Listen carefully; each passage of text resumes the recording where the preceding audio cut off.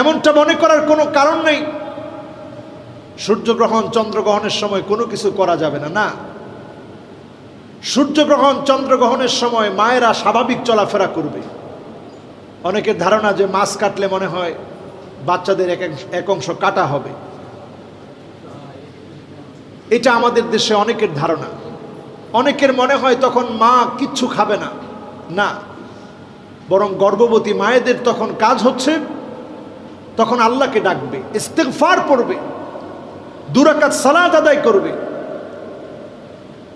আমরা যদি আল্লাহর কাছে ইস্তিগফার করি, যিনি এই বিপদের মুহূর্তে আমাদের উপরে খুশি থাকবেন তিনি কে? আল্লাহ। কুসংস্কার আচ্ছন্ন হওয়া যাবে না। আমরা ইসলাম না মানার কারণে আমাদের চারপাশে আমরা যা দেখতে পাচ্ছি, এক একটা সপ্তাহ থেকে এক একটা সপ্তাহ যেন ভয়ঙ্কর হয়ে যাচ্ছে, এক একটা মাস থেকে যেন এক একটা মাস আরো বেশি ভয়ানক হয়ে যাচ্ছে, এক একটা বৎসর থেকে আরেকটা বৎসর যেন আরো বেশি ভয়ঙ্কর হয়ে যাচ্ছে। এই যে আমাদের সামাজিক অবস্থা, এই অবস্থা থেকে বাঁচার জন্যে এখন সারা দুনিয়ার মানুষই কেমন যেন কোরআন হাদিসের দিকে আসছে। এক সময় মানুষ হাসতো রাসূল সাল্লাল্লাহু আলাইহি ওয়াসাল্লামের এই হাদিস অ্যানালাইসিস করে, সালাতুল কুসুফ ওয়াল খুসুফ, সূর্যগ্রহণ এবং চন্দ্রগ্রহণের নামাজ নিয়ে এক সময় মানুষ হাসতো যে এই সোলার ইপ্লিক, এটার জন্য নামাজ পড়ার দরকার কি? সূর্যগ্রহণের সময় রাসূল কেন নামাজ পড়তেন? এক সময় বিজ্ঞান হাসত। এখন গবেষণা করে তারা অবাক। এই মঙ্গল গ্রহ, বৃহস্পতি গ্রহ, এই সবগুলোকে একত্রে মিলি যে বেল্ট দিয়ে আল্লাহ রাব্বুল আলামিন সবগুলোকে নিয়ন্ত্রণ করে রেখেছেন, তারা দেখে যখনই সূর্যগ্রহণ চন্দ্রগ্রহণ শুরু হয়, ওই বেল্ট থেকে এমন বড় বড় পাথর রয়েছে, এক একটা পাথর শত শত মাইল ব্যাপী যার ব্যাস। যদি এই এক একটা পাথর যদি কোনোভাবে বিচ্ছুরিত হয়ে যায়, বেল্ট থেকে যদি নিক্ষিপ্ত হয়, পৃথিবীতে বড় ধরনের ক্ষতি সাধিত হতে পারে। এই ভয়ে নবীজি সাল্লাল্লাহু আলাইহি ওয়াসাল্লাম তখন নামাজের মধ্যে দাঁড়িয়ে যেতেন। বলেন আল্লাহু আকবার। তখন রাসূল সাল্লাল্লাহু আলাইহি ওয়াসাল্লাম নামাজ পড়তেন। কতটা সায়েন্টিফিক রাসূল সাল্লাল্লাহু আলাইহি ওয়াসাল্লামের জীবনধারা, কতটা নিয়ন্ত্রিত ছিল রাসূল সাল্লাল্লাহু আলাইহি ওয়াসাল্লামের জীবনধারা। আল্লাহ রাসূল সাল্লাল্লাহু আলাইহি ওয়াসাল্লামের সন্তান দুনিয়া থেকে বিদায় নিয়েছে, তখন সূর্যগ্রহণ শুরু হয়েছে। সাহাবায়ে কেরাম বললেন, ইয়া রাসূলুল্লাহ, ইব্রাহিমের দুনিয়া থেকে চলে যাওয়ার কারণে সূর্যগ্রহণ শুরু হয়েছে। রাসূল বললেন, না, কারো দুনিয়া থেকে চলে যাওয়ার কারণে সূর্যগ্রহণ হয় না। সূর্যগ্রহণ হয় কারো অর্ডারে, আল্লাহর অর্ডারে। কুল্লুন ফি ফালাকি ইয়াসবাহুন, আপন আপন কক্ষপথে সব সাঁতার কাটছে।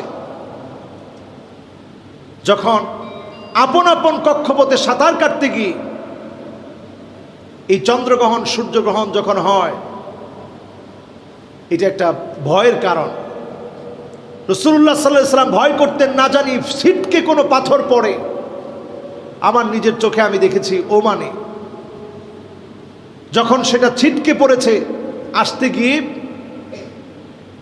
বায়ুমণ্ডলের চাপে এটা নিষ্ক্রিয় হয়ে যাওয়াতে শুধু খোসাটা পড়ার কারণেও কয়েক কিলোমিটার ব্যাপী জায়গা পুরোটা একটা শূন্য বিশাল বুম্পিং করলে যেভাবে গর্ত হয়ে যায়, এমন একটা গর্তের সৃষ্টি হয়ে গেছে। বলেন আল্লাহু আকবার।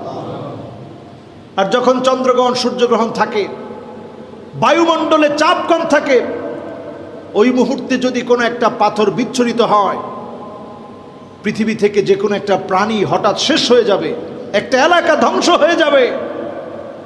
রাসূল এই জন্য পেরেশান থাকতেন।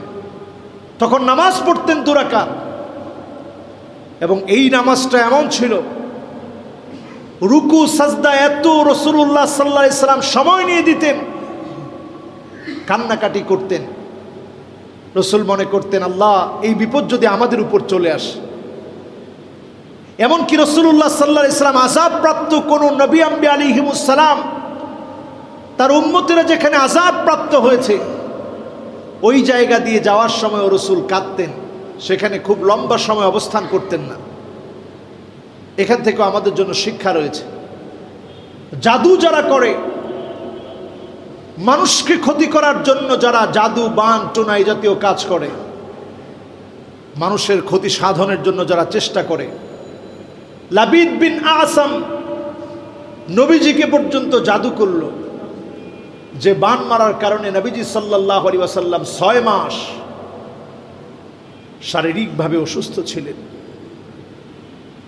লাবিদ বিন আসামের এই জাদুর প্রভাবে রাসূলুল্লাহ সাল্লাল্লাহু আলাইহি ওয়াসাল্লাম স্ত্রীদের কাছে যেতে পারতেন না, কিন্তু আল্লাহ রাব্বুল আলামিন রাসূলের ব্রেনটাকে সক্রিয় রেখেছিলেন, কারণ ওয়াহিটা আল্লাহ রাব্বুল আলামিন নাজিল করেন। এই কোরআনের হেফাজত যিনি নিয়েছেন তিনি কে?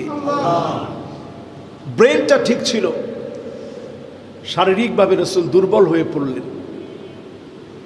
এ জাতীয় জাদুর প্রভাব যারাই বিস্তার করবে, কুকুরের লেজ এটা দিয়ে জাদু করা, কবুতর দিয়ে জাদু করা, মাছের ভিতরে তাবিজ দিয়ে সেখানে জাদু করা, এই জাতীয় কাজ যারা করবে এদের উপর আল্লাহ লানত। এদেরকে যিনি মাফ করেন না তিনি কে? অন্যায়ভাবে মানুষ হত্যা করা, ফাজাযাউহু জাহান্নাম। যে ব্যক্তি অন্যায়ভাবে মানুষ হত্যা করবে তার জায়গা হচ্ছে, প্রতিদান হচ্ছে জাহান্নাম। এই বড় বড় অন্যায়ের সঙ্গে যারা লেগে থাকবে আল্লাহর কাছে মাফ চাইতে থাকেন। আল্লাহ চাইলে আপনি আল্লাহর কাছ থেকে ক্ষমা পাবেন। এরকম সহস্র অন্যায় আমরা করছি, এরপরে রাসূলুল্লাহ সাল্লাল্লাহু আলাইহি সাল্লামের হাদিস থেকে পাওয়া যায় বড় বড় অন্যায়ের মধ্যে অন্যতম আরেকটা অন্যায় হচ্ছে কাযফুল মুহসানাত, সতী সাদী কোনো নারীকে অপবাদ দেওয়া। 4 জন সাক্ষী যদি কেউ উপস্থিত করতে না পারে, একজন সতী সাদী নারীকে যদি অপবাদ দেয়, শরীয়তের মানদণ্ডে তার শাস্তি হচ্ছে 40টা বেত্রাঘাত করতে হবে। আমরা আমাদের সমাজে গীবত চর্চার নাম করে অনেক সময় সতী সাদী নারীদেরকে আমরা অপবাদ দিয়ে থাকি। এই কাজটা আকবারুল কাবায়ের, বড় কবিরা গুনার একটি। আকলু মালিল ইয়াতীম, এতিমের সম্পদ যারা ভক্ষণ করবে, এটা আমরা কখনো কখনো দেখি চাচা যারা আছে তারা অনেক সময় এতিমদেরকে ঠকায়, নিকটতম আত্মীয় স্বজন অনেক সময় এতিমদেরকে ঠকিয়ে দেয়। আকলু মালিল ইয়াতীম, এটা একটা বড় অন্যায়। এতিমের হক যদি আপনি বুঝিয়ে না দেন, ঠকিয়ে দেন, আপনার মাফ নাই। আল্লাহর কাছে ভিখারির মতো ক্ষমা চাইতে থাকেন, তবে হ্যাঁ, যদি ক্ষমা চাওয়ার মতো ক্ষমা চান, যিনি মাফ করে দিবেন তিনি কে? এক্ষেত্রে ক্ষমা চাওয়ার ক্ষেত্রে লক্ষ্য রাখতে হবে, যার হক আপনি নষ্ট করেছেন সে জীবিত থাকলে তার কাছে গিয়ে আপনি মাফ চান, এটার মধ্যে কোনো অসম্মান নেই।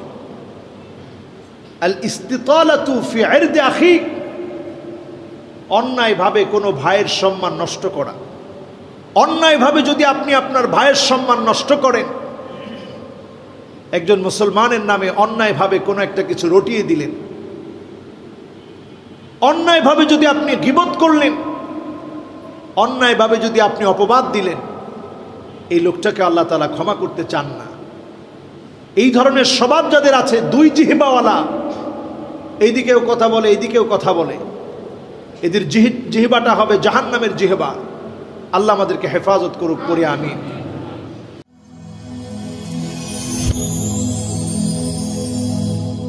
Rose TV 24.